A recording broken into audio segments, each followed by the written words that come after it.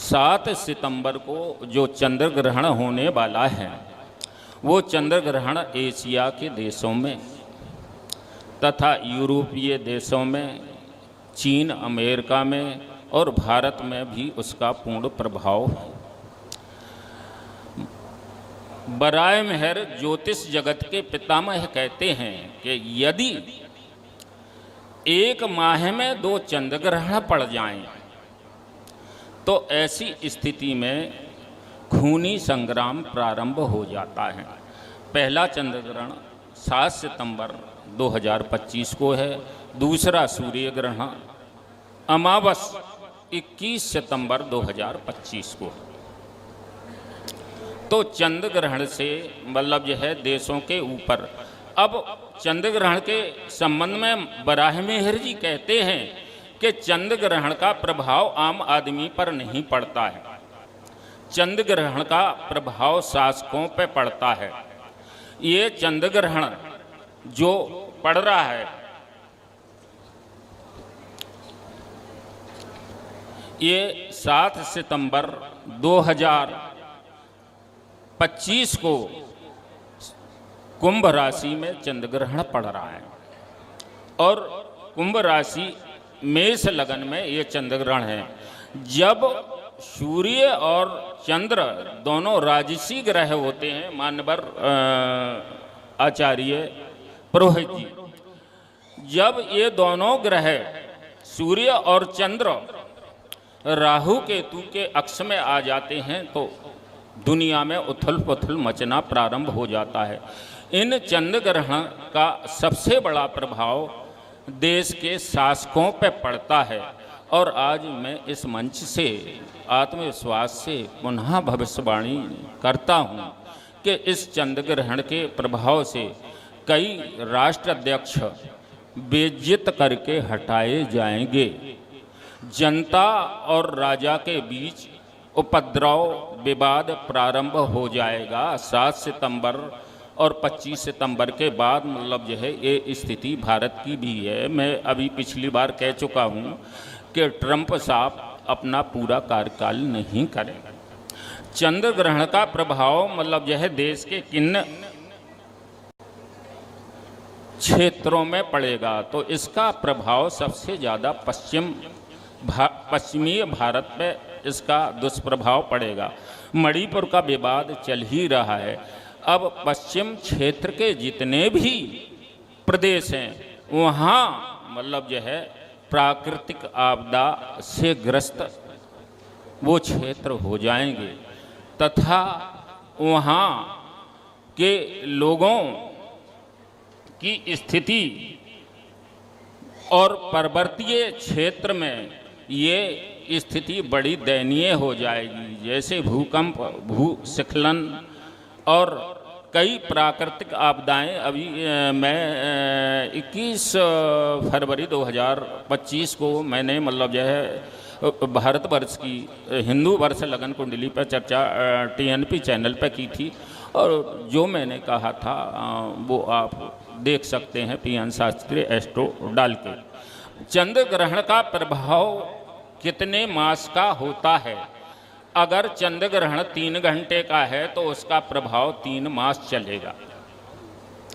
और बराह मेहर के अनुसार सूर्य चंद्र ग्रहण लगन या लगन से सप्तम राशि में अगर ये चंद्र ग्रहण पड़ता है तो ऐसे लोगों के लिए चंद्र ग्रहण बड़ा लाभप्रद होता है और ऐसे लोग इस चंद्र ग्रहण के प्रभाव से बहुत अच्छी उन्नति और श्रेष्ठ स्थिति में आ जाते हैं। लेकिन KN राव साहब लिखते हैं कि जिस राशि पर चंद्र ग्रहण पड़ता है, एक उन्होंने मतलब जो है एविडेंस भी दिया है कि जिस राशि पर चंद्र ग्रहण पड़ता है अगर उस राशि का स्वामी किसी शासक का है, वो राशि किसी शासक की है तो उसे पद त्याग करना पड़ता है। 1969 में वो श्री मोरारजी देसाई को श्री KN राव साहब ने लिखा है। और खूनी संग्राम, क्योंकि मंगल की महादशा, अब टेलीविज़न पे लोग कह रहे हैं, ज्योतिषाचार्य कह रहे हैं कि महाप्रलय आने वाला है और बहुत खराब स्थिति पूरे विश्व की हो जाएगी, विश्व युद्ध होगा। ऐसा नहीं होगा।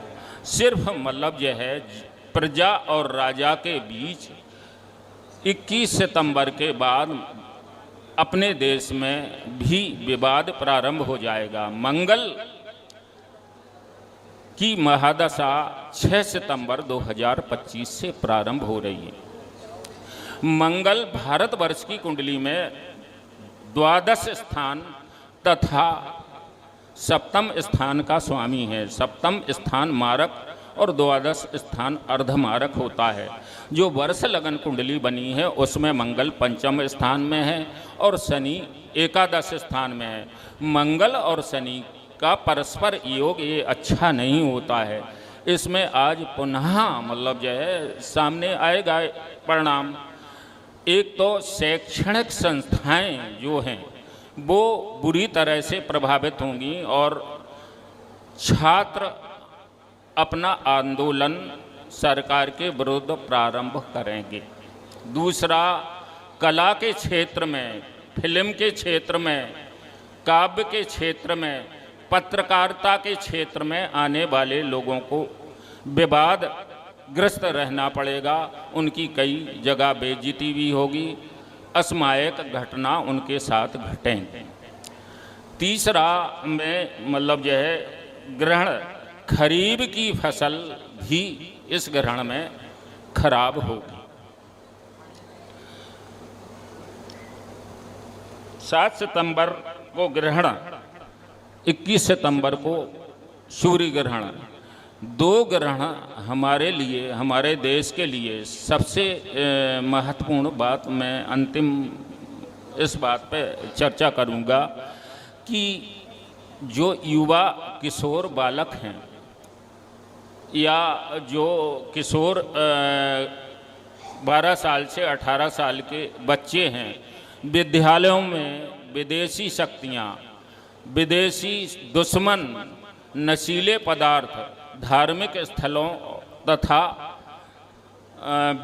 विद्यालय के जो किशोर बच्चे हैं उन्हें उनकी आदत बिगाड़ने, उन्हें गलत मार्ग पर ले जाने का प्रयास भी ये षड्यंत्र पाकिस्तान के द्वारा, चाहे चाइना के द्वारा ये प्रारंभ हो जाएगा। चाइना से भले ही आज की तारीख में ट्रंप के कारण संबंध अच्छे बन रहे हों, लेकिन चाइना, पाकिस्तान तो हिंदुस्तान के सामने कोई औकात ही नहीं रखता है। पाकिस्तान सिर्फ जो भी हमारे साथ पंगा करता है वो चाइना की दम पे करता है।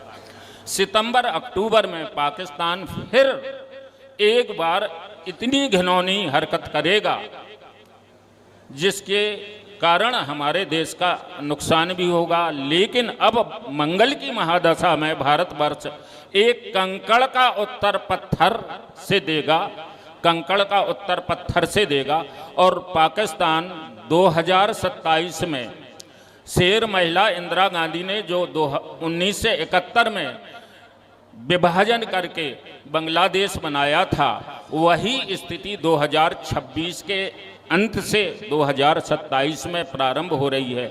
2027 में जब कर्क राशि में केतु आएंगे, क्योंकि मेष लगन की कुंडली पाकिस्तान की है, पाकिस्तान फिर टूट के कई टुकड़े बनेगा और चीन जैसा शक्तिशाली देश पाकिस्तान पे इतना नियंत्रण कर लेगा, पाकिस्तान के परमाणु पे भी विश्व के विकसित देशों की नज़र है। पाकिस्तान की कोई हैसियत नहीं है बिना चीन और अमेरिका के। अब चीन और अमेरिका के बीच पाकिस्तान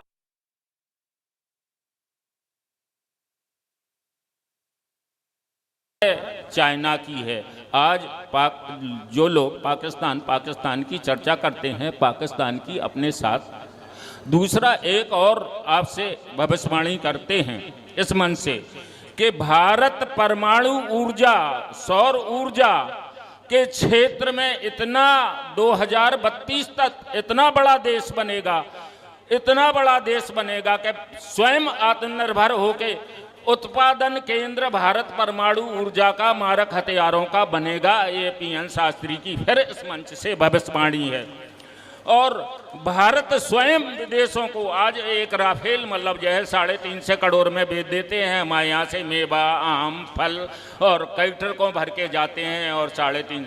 लेकिन भारत की युवा शक्ति और कुशल वैज्ञानिक, भारत की युवा शक्ति और कुशल वैज्ञानिक भारत को 2032 तक परमाणु ऊर्जा के क्षेत्र में इतना विकसित कर देंगे कि भारत विश्व की सबसे बड़ी सैन्य शक्ति के रूप में उभरेगा। इन्हीं शब्दों के साथ धन्यवाद।